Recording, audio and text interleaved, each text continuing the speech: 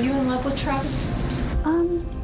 I think that being in love and loving someone are two different things, and there was a point in time where we were in love, but it was short-lived. Why did you guys break up? There was sort of a breach of trust in our relationship. On your part or his part? Both. You guys couldn't move past it? No, we really couldn't move past it.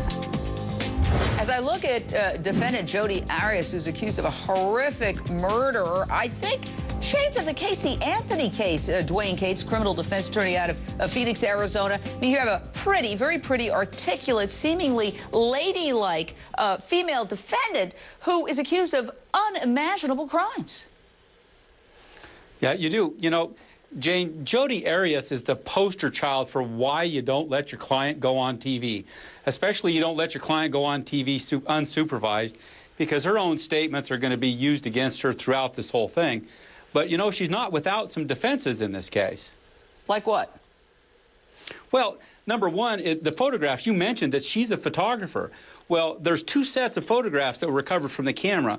One set is of her and Travis Alexander having sex and being naked, and those are all good pictures. The two pictures of the body, and it's not proven that it's Travis Alexander. I mean, they're pretty sure it is, but those are bad pictures. And she's a professional photographer, and would a professional photographer take bad pictures? Well, that's number one. hypothetically, if you were shaking because you had just allegedly committed a murder, you might not be able to do the focus so well. I think you make an interesting point, though. We don't want to convict her. She's going to face her day in court. She has a presumption of innocence in court. And here as well, if her attorney wants to come on and talk to us, I'd love to talk to him. But I want to go back to Taylor Searle. You're a close friend of the victim, Travis Alexander. What about you creeped this out? You've said that from the moment you met Jodi, you got a bad vibe. Tell us about that. Well, just the first time I met her, it was at a social gathering at Travis's house, and I just got kind of a bad vibe from her because she kind of staked a claim over Travis, even though there was lots of friends there, and it was the first time a lot of us had met her, and she kind of established herself as Travis's girlfriend, and that he was hers, and welcome to their event. And it just kind of put me off that she was super possessive of him, and just from then, I kind of didn't get the best feeling from her and how she acted towards Travis.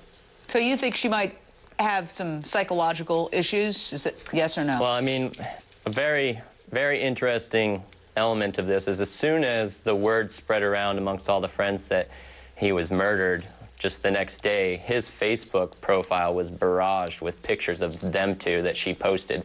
Just, I mean, who murders somebody and then wants to jump in the limelight and kind of capture that space as his girlfriend by putting tons of pictures up of them together and just trying to get out as being the most grievous person? And I mean, who does that?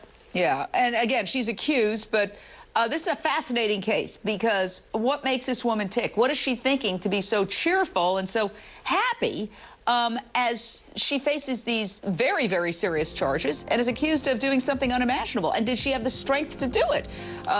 Travis Alexander was a big, burly guy. So on the other side of the break, we have a couple more thoughts. So stay right there because this trial, we are all over it.